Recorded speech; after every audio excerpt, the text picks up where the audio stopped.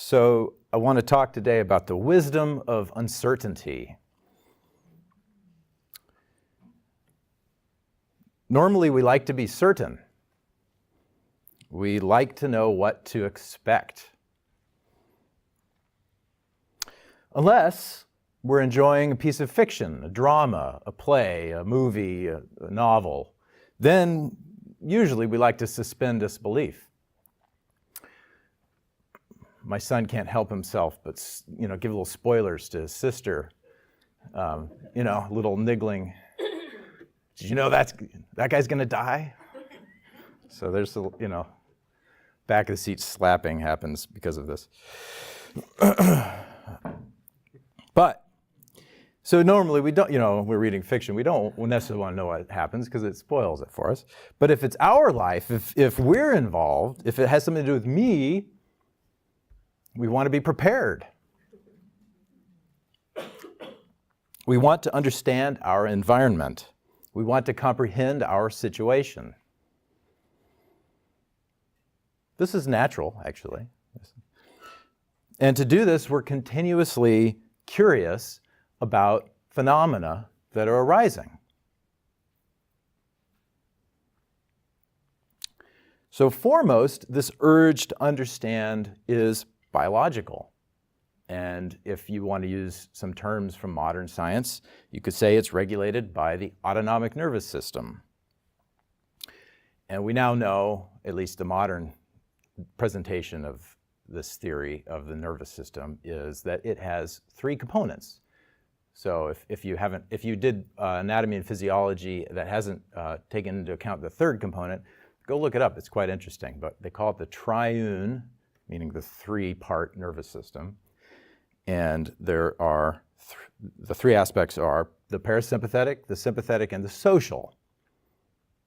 So this is based on some research into the vagus nerve, which has some innervation in the heart, throat, speech organs, facial expression, and our ability to recognize facial expression and emotion as mammals. This is a mammalian thing.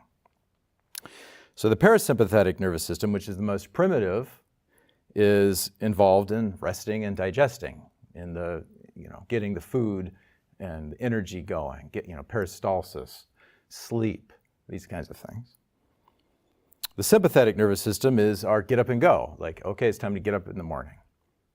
Or, maybe I need a little bit of help, I'll drink some coffee. Or maybe I chronically need help, so I chronically drink coffee. It's also, more commonly, people think of it as fight or flight, but that's only when there's a situation, then it becomes the fight or flight system. It gets us prepared to run or to protect ourselves. The social nervous system is about relationships. So the pithy statement is it's tend and befriend. Tend and befriend. So, and this is something that we all do as mammals, and especially as humans.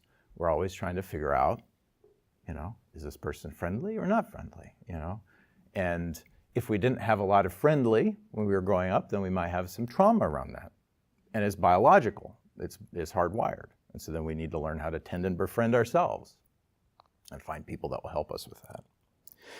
So basically, we're asking ourselves at a biological level, essentially moment to moment, is it safe? If I'm tired, can I sleep?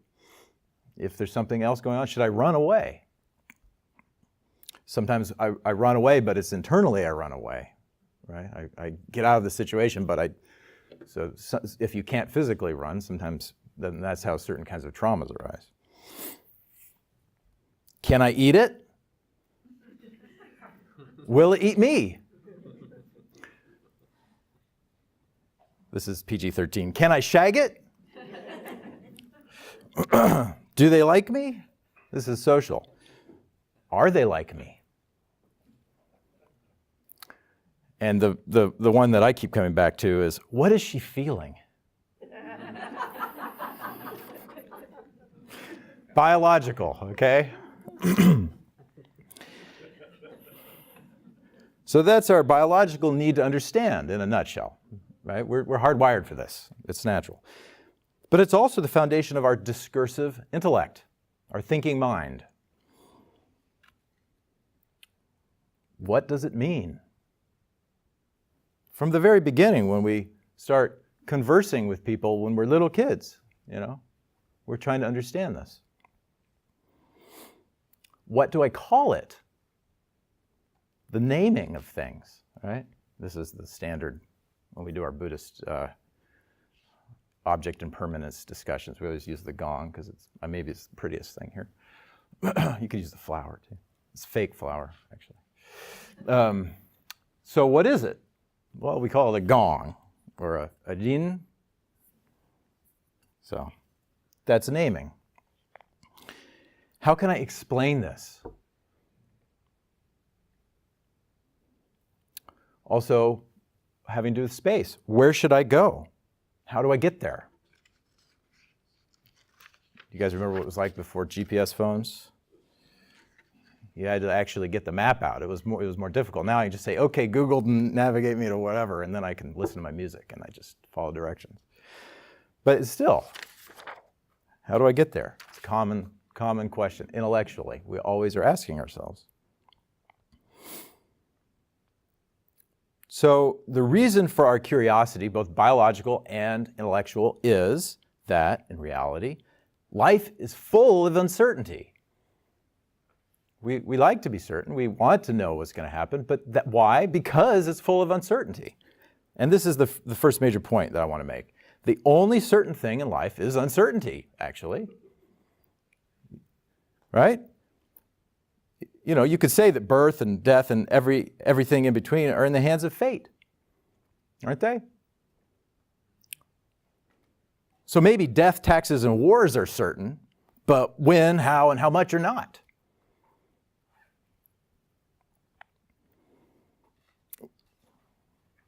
We don't even know what's going to happen in the next moment.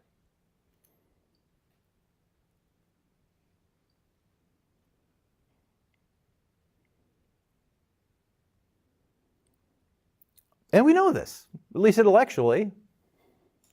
We know that nothing is certain. I say that and go, yeah, that's true. Yeah, okay. Yet we continue to generate ideas about what should happen or what might happen or what will happen, we think. And we try to make certain that they will go the way we want them to. Now, from a spiritual perspective, none of this is a problem. Up till now, this is just the mechanism of our lives. This is just how things work. Biological needs, biological things we need to avoid, and our intellectual activity. It's okay. This is part of life. This is human life. The problem comes when things don't go our way and we stubbornly refuse to yield to the emerging reality. Right? That's when we begin to experience some sort of blockage in our experience, blockage in our life. We hold on to what we think should happen, and we resist what is happening. This habit is what the Buddhists call clinging.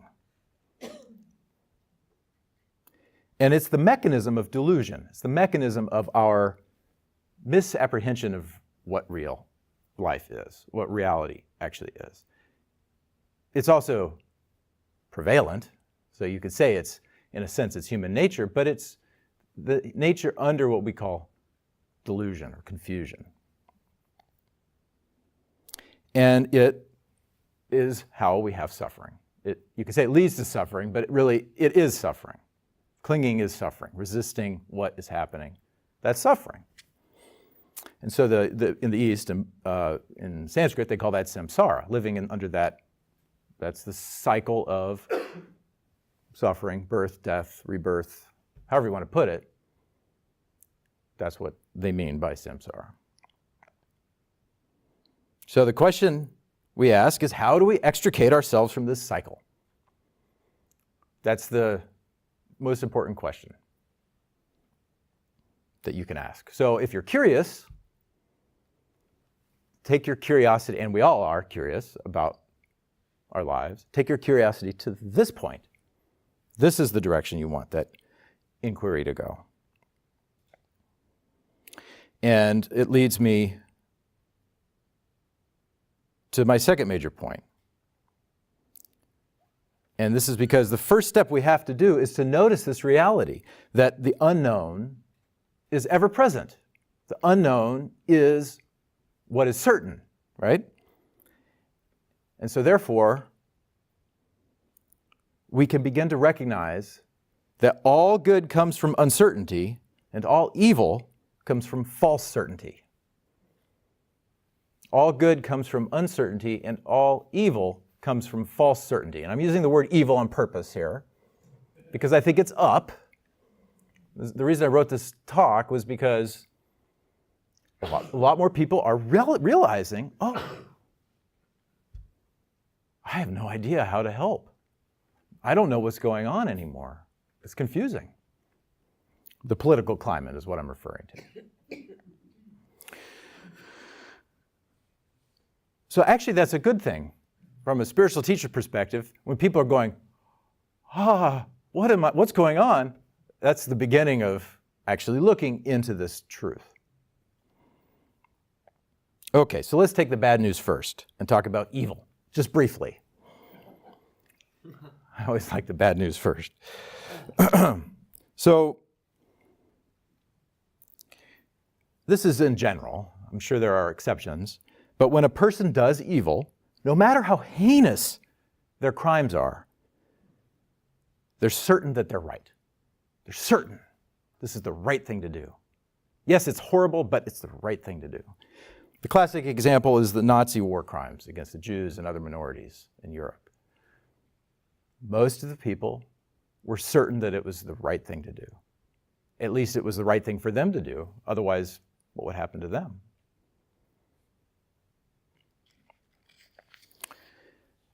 The Zen master Sungcan, who's the third patriarch of Zen in China, Chan Buddhism, in the Faith Mind inscription writes, "Clinging has no limit. It is the sure path to evil."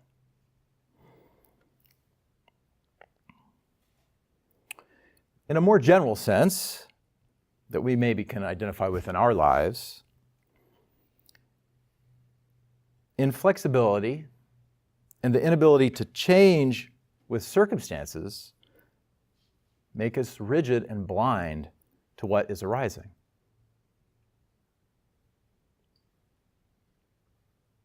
The Daodejing, which is a Taoist classic, chapter 76, it says, "A man is born gentle and weak. At his death, he is hard and stiff. Green plants are tender and filled with sap.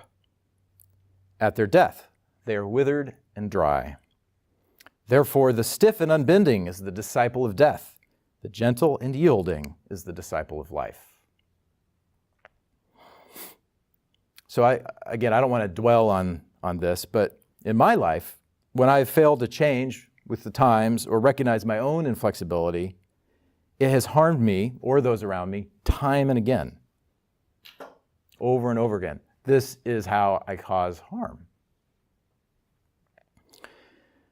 I think many of us can recognize that many marital arguments go this way, right? Wait a minute, this déjà vu, I seem to recall having this exact same discussion. So can we all recognize this in our lives? Okay, so let's talk about the good. Whew. All right. So when we're faced with the unknown, such as we're having a hard time making a decision, should I stay or should I go? What do I want to do with my life?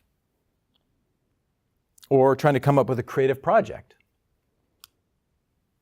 such as, what should I talk about at the center? So what can we do? If we're unskillful, maybe we sit and worry about it. Pull our hair out, think about it over and over again, give ourselves stomach ache or heartburn or something like this. Or maybe we just get really drunk. I've done that before. Or procrastinate by distracting ourselves with meaningless activities. That's pretty common. And easy to do today. We've got my phone. I can watch, I can spend the whole day watching movies on my phone, never have to get out of bed. I'm glad I grew up before they had those. So we fail, in these cases, we fail to yield to the unknown and cause problems for ourselves and sometimes for others. But if we are skillful, we recognize that we need time and we give ourselves space. So maybe we sleep on it. I don't know, okay, I'm just going to get some rest. Or maybe we go for a walk and just be in the walk. Or maybe we sit and meditate. That's my go-to.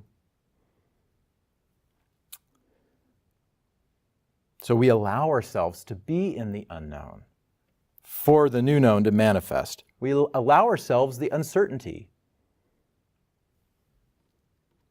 And so this is how reality emerges. First, it is unknown. And then it is known, albeit briefly, because the new unknown is coming. So to live a spiritual life, a mindful life, is to accord with this truth. It's just the way it is. So people often think mystics are into some sort of hocus pocus and that kind of thing. Actually, mystics are into reality. That's what we're interested in, is we're interested in what is actually going on here. Not about distracting ourselves with the theory du jour or trying to just get some temporary pleasure or distraction.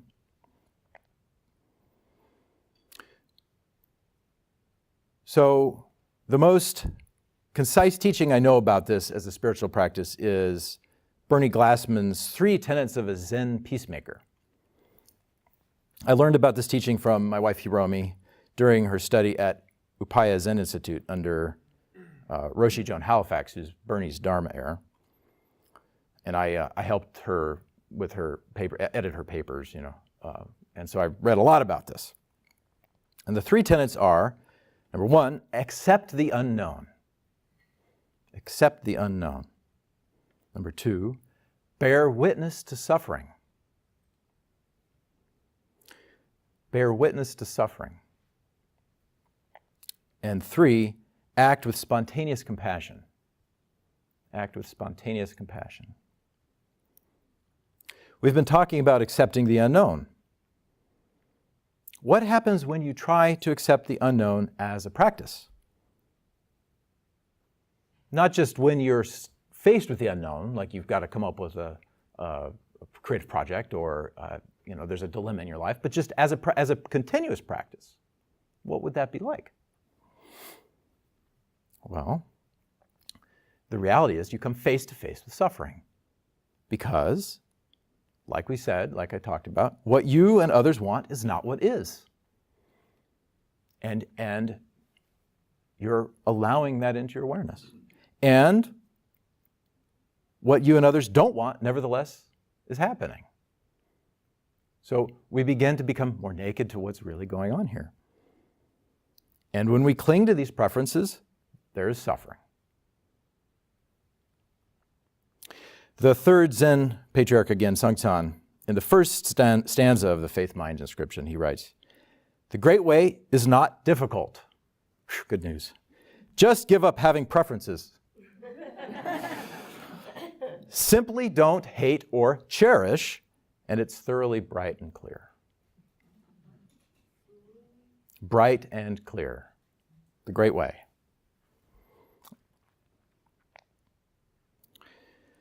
When we attempt to accept the unknown, we are flung face to face with our preferences, our likes and dislikes, and are clinging to them. We are guided directly to the essence of the mechanism of our delusion, the grasping. And if we hold steady with our attention, we don't distract ourselves or run away, then we naturally bear witness to suffering. And that's the second tenet of the Zen Peacemaker. So the first one rolls right into the second one. And suffering arises. This is the first noble truth of the Buddha, as long as we're under the spell of delusion. And also, Buddhists teach, And the reality is that the way out of suffering is not through ignoring it, but by being with it, by recognizing deeply and immediately where we're clinging.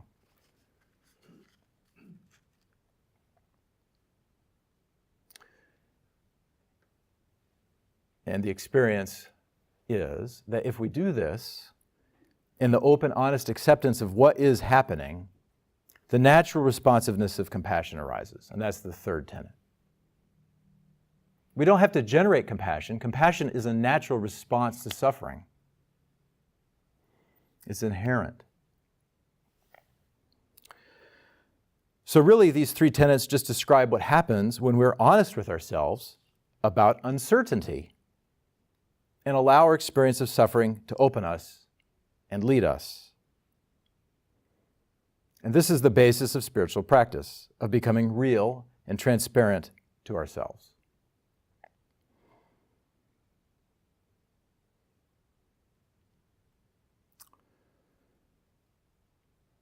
So, through cultivating intimacy in this way with the unknown, by bringing ourselves closer and closer to the mechanism of our suffering, we begin to uncover the cause, the root of clinging, which is our ego. And that's our self-grasping. At the root of all grasping is self-grasping. And this brings me to my third and final point for this morning, and that is that uncertainty is the way to liberation. Remember, we want to be certain. We think we want to be certain. Sure, I want to know what's going to happen. But it's actually uncertainty itself that is the way to freedom, enlightenment, and all those good things, however you want to put it. Remember, the mechanism of suffering is clinging, holding on. We become attached to our preferences. But what is a preference? It's a like or a dislike based upon a distinction, right? I like this, don't like that. And distinctions are made of thoughts, which are inherently imaginary. Thought is ephemeral. There's no place where thoughts hang out. Like, we're going to come over here and we're going to think Matt, and then we're going to go back over here. And if you watch your mind, you'll see this. That's why we meditate, by the way.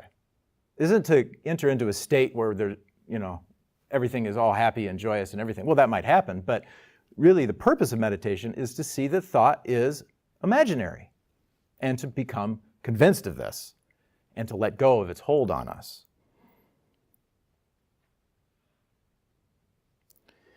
Even though it's imaginary, it seemingly binds us to this suffering. But the mystics say there's a way out. Indeed, the mystics teach us that heaven is already on earth. It's a radical idea. It's his day, so let's mention Jesus in the Gospel of Thomas. If you went to Sunday school, you probably didn't read the Gospel of Thomas. It's one of the ones that was kicked out at the Nicene Council or something. It's a little risque. Anyway, his disciples said to him, "When is the kingdom going to come?" And Jesus said, "It is not by being waited for that it is going to come." They're not going to say, "Here it is," or "There it is." Rather, the kingdom of the Father is spread out upon the earth, and people do not see it.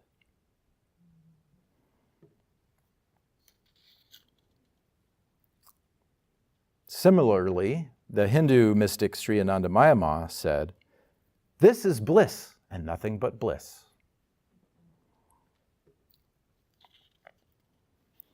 Somehow it is through our own delusion or misapprehension that we don't recognize this truth. And this delusion is fundamentally a delusion regarding our own sense of self. We take ourselves to be separate, and this is just not the truth. This is a distinction, which is an imaginary thing. The Tibetan Buddhist Dzogchen master Longchen Rabjam writes,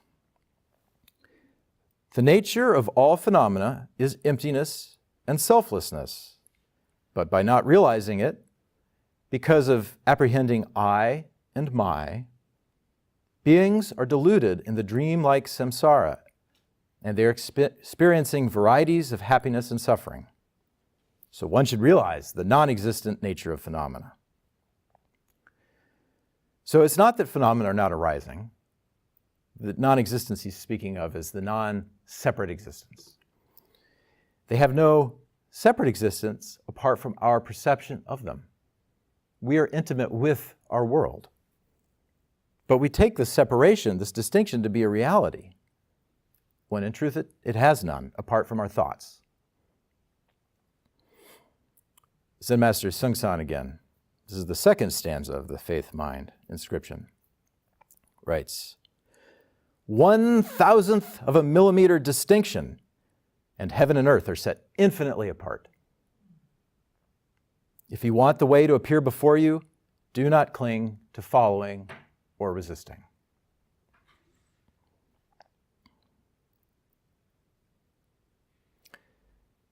In essence, if we can recognize that there is no separate self to suffer and die, then we are freed from the prison of struggling for happiness. We are liberated from the wheel of samsara. So that's the goal, heaven on earth. How do we really realize this, though? Like I've been saying, the secret lies in how our minds work and how we believe what we think to be true. How we take uncertainty and we turn it into something to run from. So the essence is in the wisdom of uncertainty. Everything that is born will perish, and everything that arises comes from the unknown. The uncertainty we live in is our constant. And literally nothing can be relied upon as eternal. No thing. So what is left? Nihilism, which is the philosophy of, we do dabble in philosophy here. We're not going to go off on it. But nihilism is a philosophy that essentially nothing exists. So there's nothing at all. So enjoy yourself now or end it all. It doesn't matter. But mystics disagree. There's something at the core of life. But to discover it, we must let go of everything that is not constant. This is termed discrimination in the path of the Hindu Advaita. Discrimination means we discriminate the real, the eternal, from the unreal, the temporary. We use our curiosity to really analyze our experience. And in this process, we come to accept the certainty of uncertainty. The Hindu mystic Sri Anandamayama again. "Happiness that depends on anything or anyone turns into sorrow when that particular thing or person is out of reach. Everything in this world is transitory, so also worldly happiness. It comes and the next moment it is gone.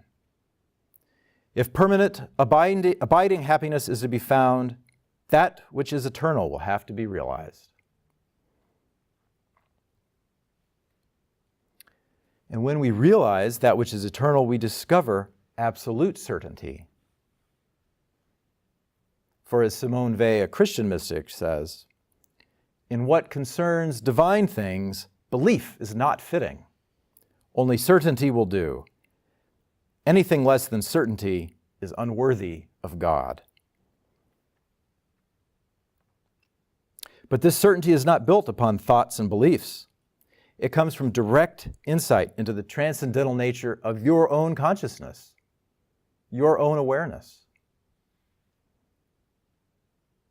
Because through letting go of all contents of consciousness, our thoughts, our experiences, we come to a direct appreciation of pure consciousness itself. Our body, our thoughts, the whole world is content. Consciousness is beyond all of these because it is their container. We become familiar with that which always is, beyond and throughout all our experiences. Ramana Maharshi, a Hindu mystic, recorded by his disciple Muruganar in the Padmalai, if you're curious.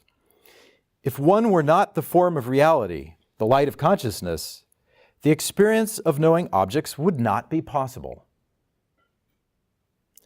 The light that exists when the appearance of the world and body has ceased exists equally when the world and body appear. To recognize and abide as this light of pure consciousness is liberation. And we find this light within by a process of returning to our source. This kind of knowing is not a knowing of objects, but knowing as being. It's very intimate to us. It's so intimate we overlook it. The great Sufi sheikh Ibn Arabi said, "God is closer to you than your own jugular." And Dr. Wolf, the CSS, our spiritual grandfather, Joel's teacher, called this process knowledge through identity. Ramana Maharshi taught the famous inquiry, "Who am I?" as the process for finding this source. Again, Zen Master Sungsan in the Shinchen Ming. Return to the origin and achieve the meaning. Follow reflections and lose the purpose. You must instantaneously invert the illumination, definitively surpassing the emptiness before you. Changes in the emptiness before you all appear real due to absurd viewpoints. You needn't seek the truth, but must only cease having viewpoints. In other words, to find true certainty amidst all of life's changes, let go of all contrived certainty and recognize your true nature as already transcendent. If you're able to do this, then your biological drives will manifest naturally. As the Zen master once said, "When I'm tired, I sleep. When I'm hungry, I eat. That's my miracle." And if you're able to do this, then your thinking mind will manifest as the display of awareness. The Tibetan Buddhist Savari writes, "A realized mind does not conceive the duality of meditation and meditator, just as space does not conceive space. So emptiness does not meditate on emptiness. Just as water and milk blend naturally, so non-dual awareness and diverse cognitions blend harmoniously into the one flavor of the unceasing stream of bliss." And finally, then you will truly benefit beings with your compassionate activity. I'll finish with the words of another great Zen teacher, this one of the 20th century, Korean Zen master Seongsan. "I hope you only go straight. Don't know. Attain nothing mind. Use nothing mind. And save all beings from suffering." Any questions? Already there. Yes, Pat. Well, when suffering, sadness, like losing a loved one, even though it transfers, sadness is love, but at the time, I think that there's a lot of suffering, and I think we've all lost people dear to us or pets. Yes. And it's suffering. So how does that, you're differentiating sadness and that kind of suffering away from our own plight that we put upon ourselves, or is sadness something we also do to ourselves? But it's more basically through love, although that person is temporary and is left, the one that's died. Yes. So the teaching is that pain is inevitable, but suffering is optional. Pain. No, emotional pain too. Oh.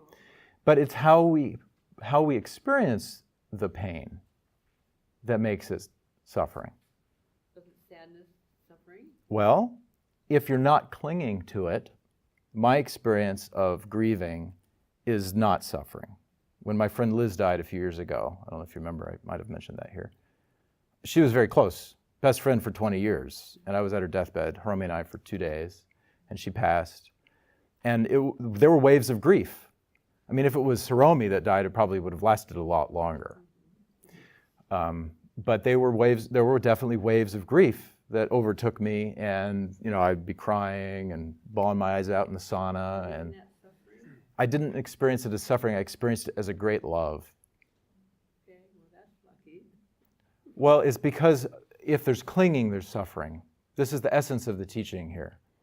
If we're holding on to our thoughts of how things could be or how they were or how we wish they were. Well, but we wouldn't want to be without that. I'm not saying without it, no, but what I'm saying, the missing of someone is a sweetness. There's a love there. It's a special kind of love it's a sad love. Yeah.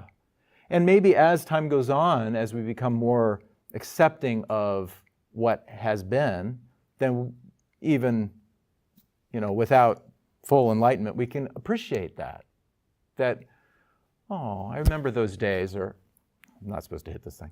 I remember that person fondly. But look into your own experience and see when there's this resistance, how that is what is causing the suffering. Because the reality is, we want to continue to look at this reality. We don't know what's going to happen, other than death, taxes, and more, probably. But just not when. We have no idea when. And eventually we're going to lose everything. When my husband died, I thought it would never end. I just thought, I'm going to feel this way forever. Right. And of course, I'm not enlightened, but it's very painful, and bursts out of the blue of just complete sadness, depending and crying and pain, and yes, coming and going, and right. Later on, yes, I have very wonderful memories and all that, but at the time, it's very raw. Yes. Extremely raw. Suffering. I call that suffering. That is suffering. Yes, and that's the key here. That's what we want to examine. We want to look into it. Mm-hmm. Oh, you have a hard time not experiencing it. Yeah. Albert Lowe, in that book that you gave me, Yeah. he talks about there's 2 layers to suffering. There's like physical suffering, there's that pain of like, ow, it hurts my leg. But then there's that this is happening to me. Right. Aspect. Yes. And so the self-grasping is the essence of all resistance, and it is possible to experience the pain nakedly and then not have an aversion to it. You might still have an aversion to it, knowing that, well, I better get my hand off the hot stove, or it's gonna, but it is, in my experience, even just in meditation, we can experience this. So I remember testing this teaching out on a retreat once, and I was sitting, half lotus, and it was probably halfway through a 9-day retreat or something, and my hips started hurting. And I said, well, I could move, or I could just watch the sensation nakedly and see what happens. And so I did that.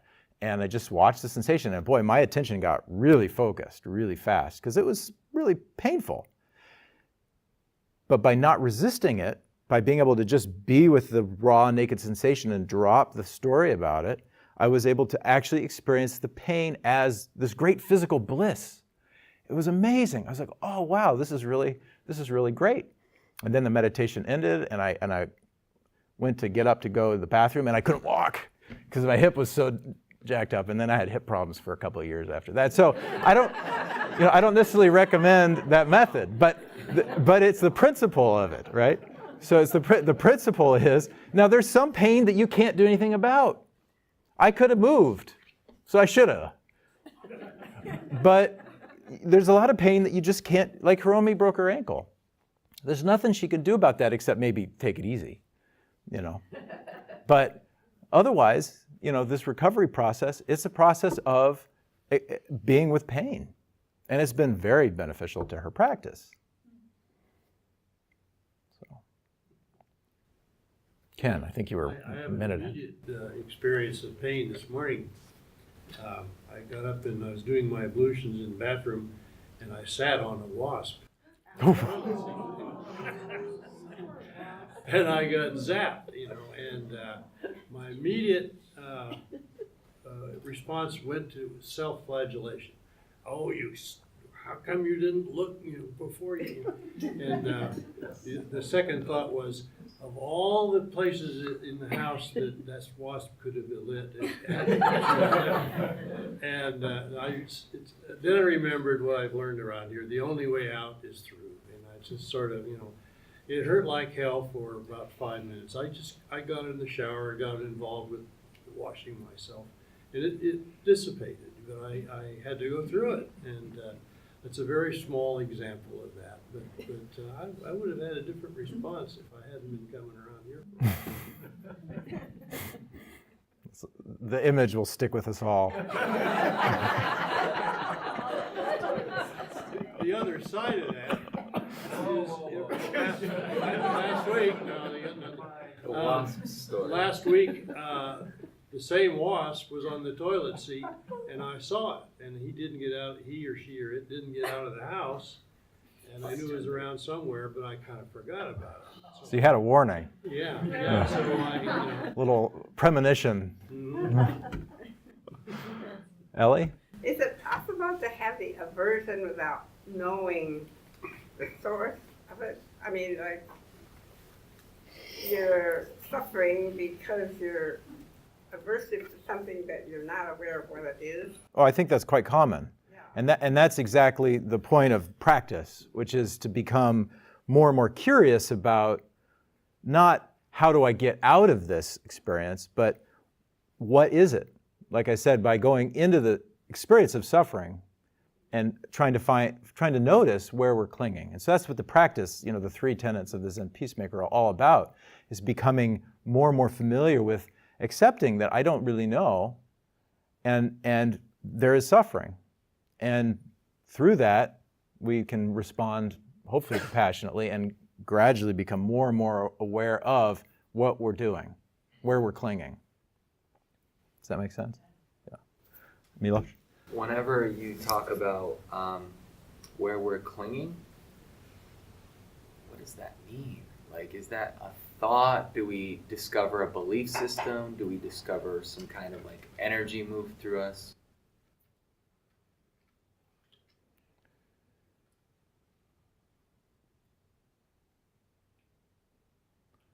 So, I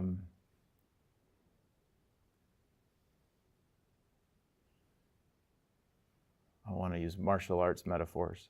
So, it's like the Daodejing, when he said, the gentle and yielding is the disciple of life.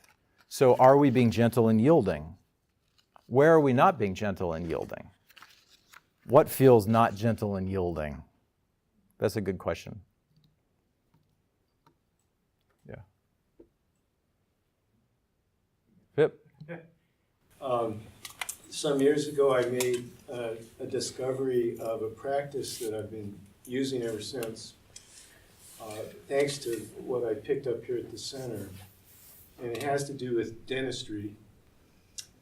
I was born with just a rotten set of teeth, apparently. I've had dental work all my life, and for some reason, my parents chose a particularly sadistic person in my childhood.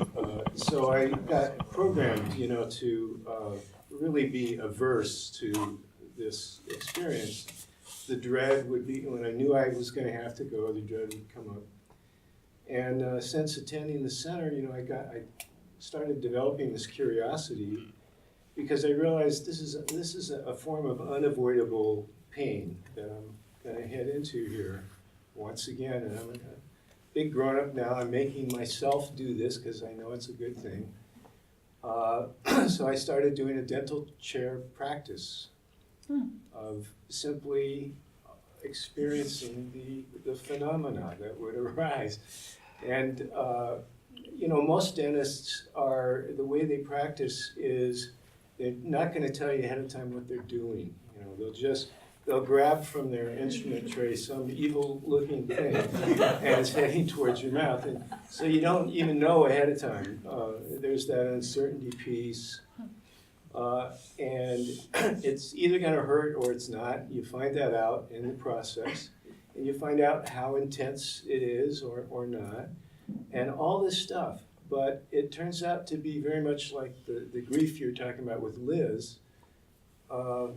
It sounds a little cliche and absurd to say it, but there's a certain sweet taste to that experience. Or your hip thing during meditation. It's like, wow, this is just pure sensory experience. Mm-hmm.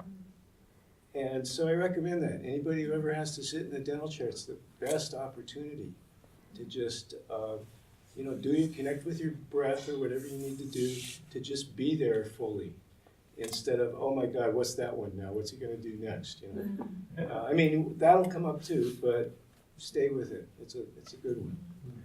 I have a friend named Ron. I haven't seen him in years, but he's a Zen practitioner and a Taoist yoga practitioner. And he would go to the dentist and take no anesthesia and just do the same practice. But so if you have fond relationship with your dentist, you might want to just try no anesthesia. That'd be a better practice.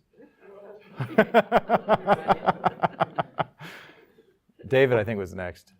A few years ago, it's actually 13 or 14 years ago now. I was going through some divorce things and in misery off and on. I was also a contractor, and as a contractor, I would cut myself, hurt myself, fall, hit myself with a hammer. And that pain I started to look forward to because it made sense. It was something I saw the immediate cause and my immediate reaction, and I knew after a couple of days my thumb would stop being throbby, you know. But that emotional difficulty was very different because I didn't see the hammer coming. It was just like grief. This wave would come. And trying to figure out how to get rid of it, back to Milosh's question, how do you know?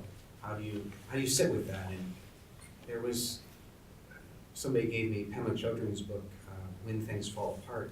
And one of her teachings that really struck home was you have to be extremely honest with yourself. Because it's very easy to get into a pity loop. And not that there's, in the short term, anything wrong with pity and nurturing that sense of self-hurt. But an overindulgence of pity strengthens that cycle. And if you're, I think, at least for me, if I was honest with myself, I could see that I was starting to indulge the story a little bit much, and I could back off and it would fade away. But it took months, just months of giving it space and recognizing, oh, I'm in this, I don't need to be in this story. Mm-hmm. I don't need to say that right now. So, yeah, the pain of hitting your hand with a hammer is preferable. Preferable, but I perhaps some of the process is similar in seeing that. I know I'm in this throbbing experience right now. I know it's going to end, and I'm not sure what my point is, but I have two comments. So one is that sometimes people will choose a pain that they can either create for themselves or that is somehow less existentially frightening, and I'm thinking of addiction here, in order to avoid other kinds of pain. So people will continuously hurt, and I've done this, you know, I think we all in some way do it, continuously hurt ourselves in order to avoid a deeper pain that maybe is closer to home. So I can imagine you almost trying to hit your hand as you're trying to not think of what's going on.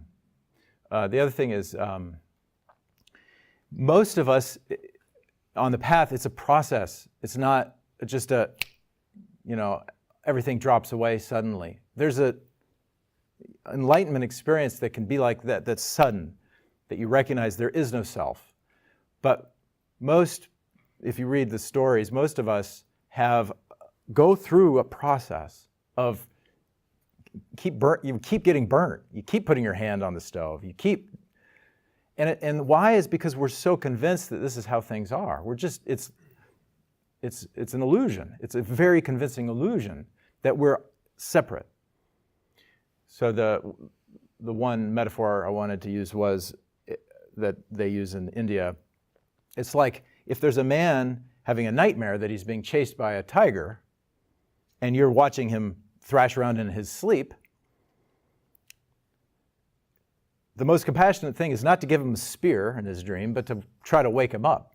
The problem is, it's hard to wake him up. It's hard to wake up from that dream. It's convincing. You're in it. And so maybe you do go get a spear, and then there's another tiger, and it goes on and on and on.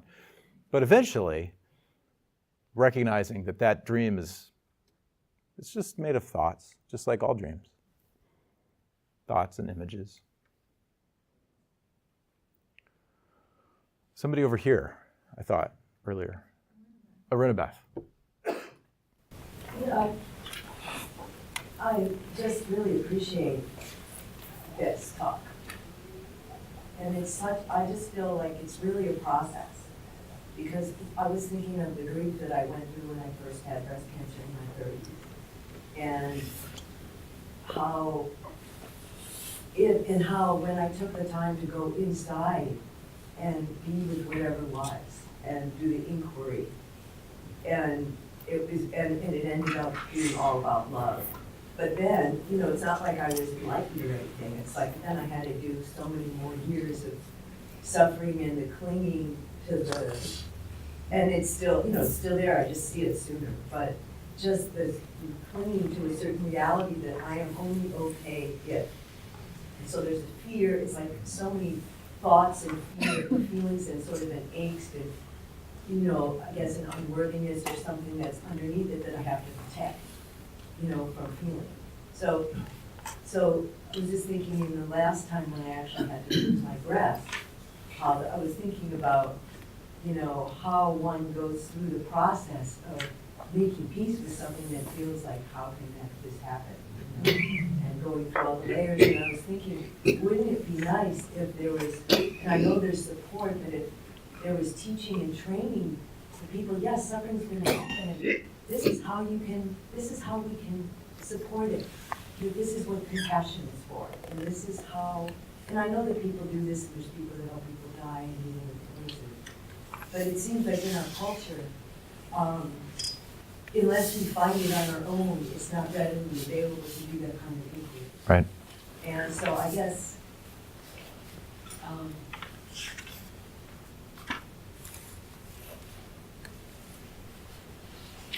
I think so the clinging thing and the uncertainty and being able to actually see all the places that clinging is, whether it's in fear, whether it's in a thought, it creates the whole thing. And then, being able to somehow disidentify from that so that you, I don't know, it's like just a shift. And I was listening to a Dharma talk, Spirit Walk has these online Dharma talks, they're really good. And a guy named Mark Coleman said something which really struck me. And he said, it's from a Zen guy from the 6th century. And he said that, kindness and awareness are not separate. They're not different. Awareness is the foundation of kindness. Mm-hmm. And kindness is the expression of awareness. Beautiful. And that is my mantra. And I think that underneath all this stuff, that is like So it seems so simple, but it's like this unveiling kind of a thing. And so for me, stepping into uncertainty and is a, I mean, it's scary, but there's also a grounded meaning in it. And, you know, I don't know, just sort of feeling like there's this little glimpse of that. But I also want to be able to support anyone who is going through any kind of loss or grief to have the full range of whatever that experience is, you know, to support for that. Because I know I had to be furious. I was afraid no one would ever want to have sex with me again. You know, I mean, all those horrible things that we have about ourselves. You know, to be able to have a voice so you can just let all that out. And to have it be supported and held in compassion is a big deal, whether it's losing a person or a body part. Yeah. Anyway, so I just wanted to thank you for saying this. It's sort of like a core of life, this thing. Yeah, this is, you know, this talk was designed to sort of get to the essence of what we teach here, and also hopefully respond to some people's greater uncertainty that may or may not be arising. The Trump slump, as my mom calls it. I just want to say two things. One is this, yes, it would be nice if we had an enlightened society that when people are grieving, they're given spiritual technologies instead of pharmaceutical medication. That's not what we have. However, we do have more and more access to these spiritual technologies, these spiritual approaches, and that's wonderful. But that is one of our goals here at this center, is to help foster a new worldview that will hopefully begin to merge that gap, and we see it already happening. And one of the ways we see it happening is in what I talked about earlier, the social nervous system theory. And if we can get hospitals to recognize that our need for tending and befriending is biologically hardwired, then we can get insurance companies behind it, and we can get policy behind it, and we can get laws and regulations behind it, so that people are no longer left out in the cold when they're in the hospital, that there's money there for people. Of course, the money needs to be diverted from probably war efforts back into the society, but it's possible. It's there. It's just not being used in those ways. So anyway, there are positive things happening in that direction. And then the other thing was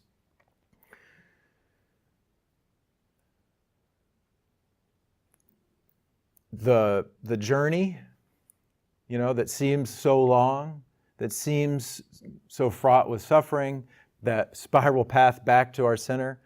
In the last analysis, it's really not, it just feels like it takes forever. Really, eternity is already here. So, a little faith.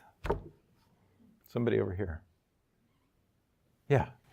So, I'm wondering about thoughts, and what I'm understanding is that they in themselves create our suffering and our clinging to thoughts.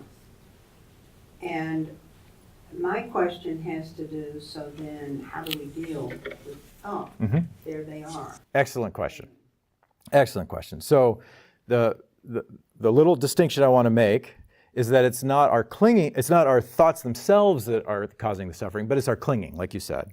So it's not that we want to enter a somnambulistic state and not have any thoughts. Obviously, I've got a million of them, you know, I mean, that's not what I'm saying here. And that's not what we're about at the center. But what we want to do is learn to notice our thoughts. First, recognize that we are thinking, because a lot of the time we don't notice. And they're just guiding us and doing, you know, which is okay. You know, if you're driving, you know, turn left here, turn right here, you know, you remember how to do it. That's okay.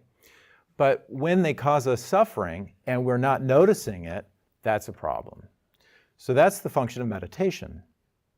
And we do have practitioners groups here at the center. So this is the free public thing. And then we have groups that meet once a week in the evenings that are designed to help people learn meditation methods and study the teachings in a little more depth. They're also, we don't charge money, but we do ask for donation, a pledge, and it's a yearly membership for that. And it can be as little as 50 cents or as much as, $5,000 or whatever, if you're flush. But the point is that it's a membership. And so if you're interested in that, that starts in end of September, beginning of October. And we do ask for people to make the commitment. It's not a drop-in group, and it runs the whole year, or about 10.5 months or so. But short of that, there are books in the library on meditation and things like that. But the point is really that we're doing our practice in order to become clear to ourselves of what our experience actually is.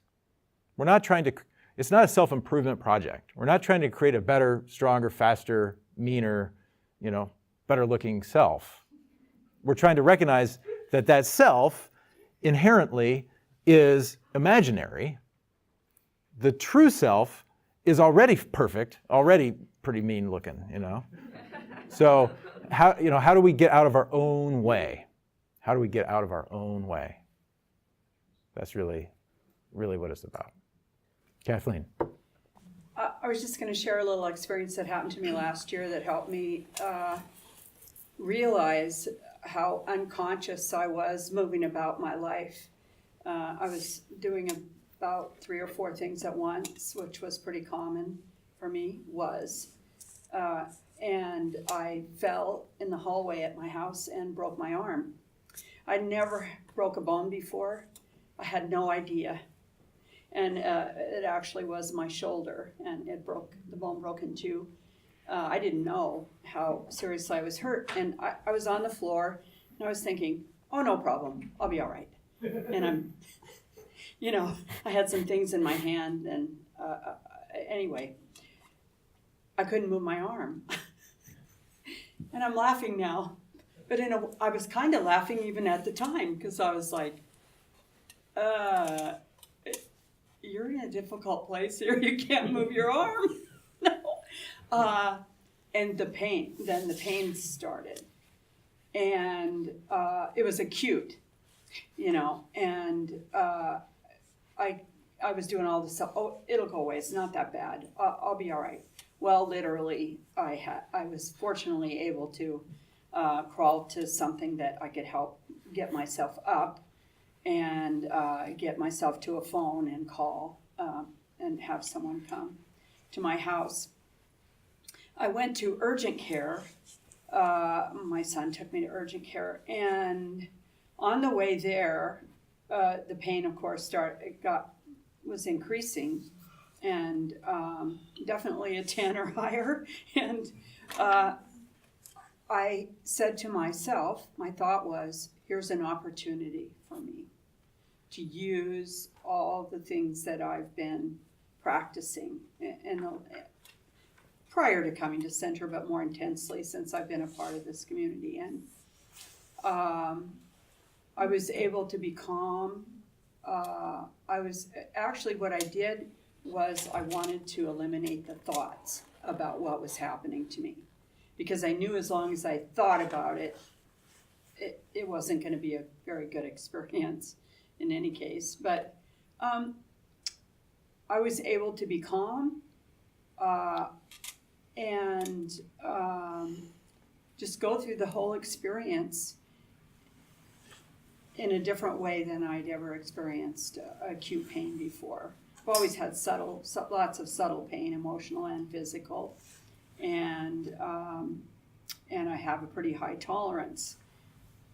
But I had no tolerance for that particular kind of pain, and it was so amazing how my detachment, from the suffering, the feeling of suffering that it started out with.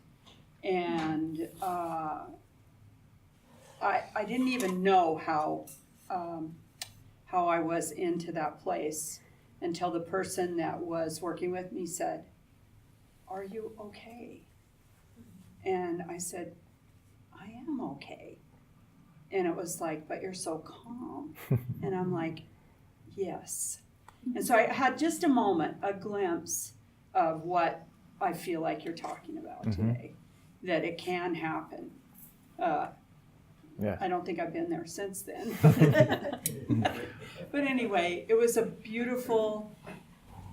it was painful, but it was a beautiful experience for me. And I can tell you, I am paying more attention to not doing 3 or 4 things at once and, being more in the present, in the moment. Yeah. And so anyway, that was my experience. Thanks, Kathleen. It's often our crises that can be the most fruitful.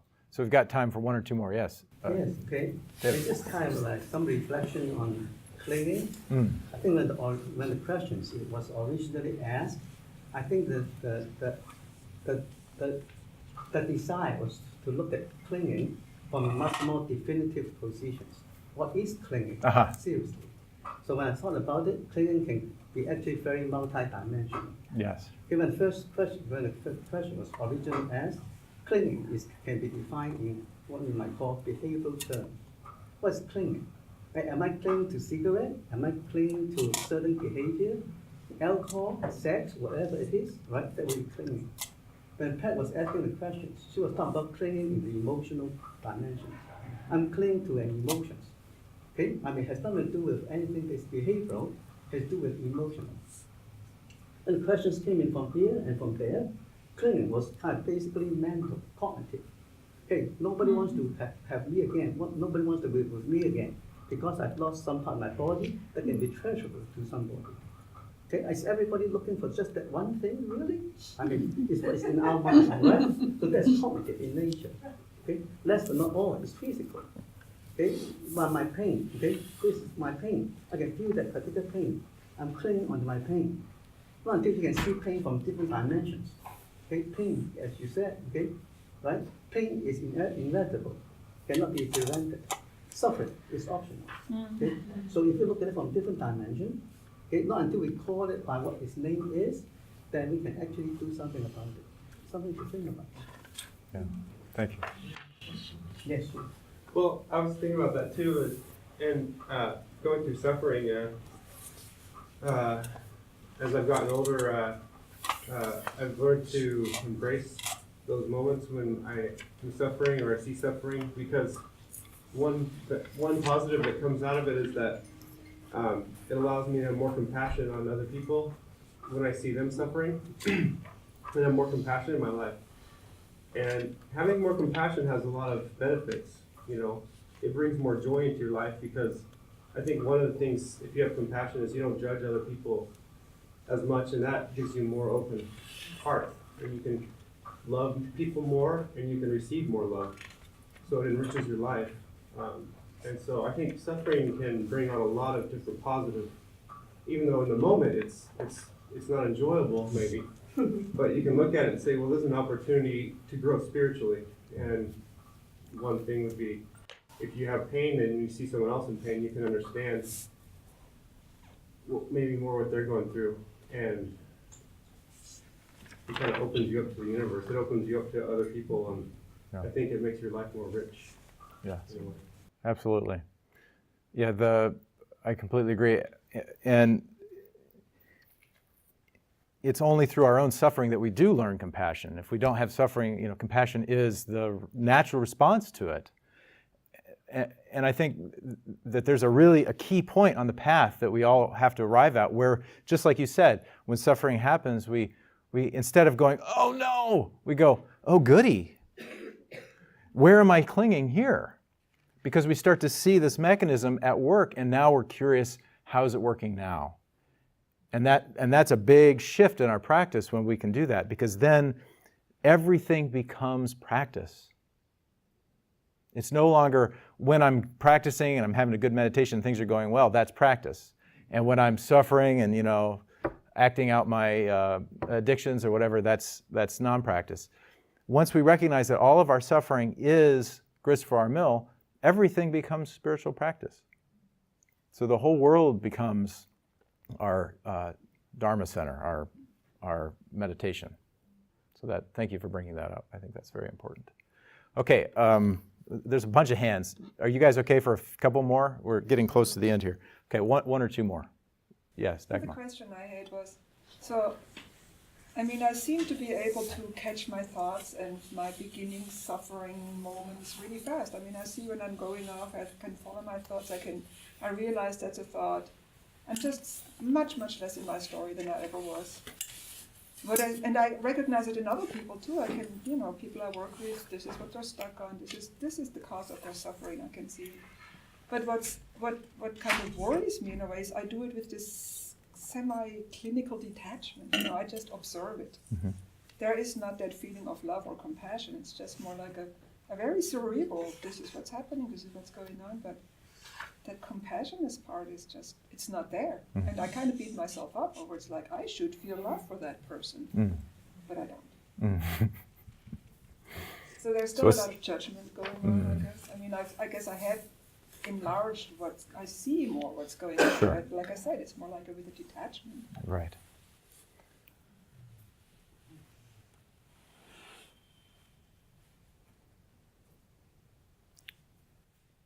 We want to really come to an intimate experience of our own suffering.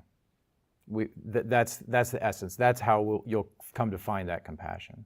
So rather than being concerned about other people's suffering and how, unless you're in a therapist role and you have to kind of figure out what topic you need to narrow down on to help the person, it may be true, but you don't really know. All you can ever know is your own direct, immediate experience. And so by continually coming back to that, especially when they're suffering, you will gradually become more aware of this clinging. And what Sifu Long was talking about, what exactly is clinging, yes, it manifests in all sorts of different places. And to try to define it, the definition is it's suffering. I don't want it to be this way, and I'm holding to that. So how can that manifest? It can manifest in many different ways, but you need to, like you said, you need to narrow down on it. Where is it for me right now? That's the whole practice, is through looking, we come to insight. Okay. Was there a last final burning? All right, I think it's time. So there is no library today, but you're all welcome to stay for tea and conversation. And thank you for joining us. Until next time, peace to you all.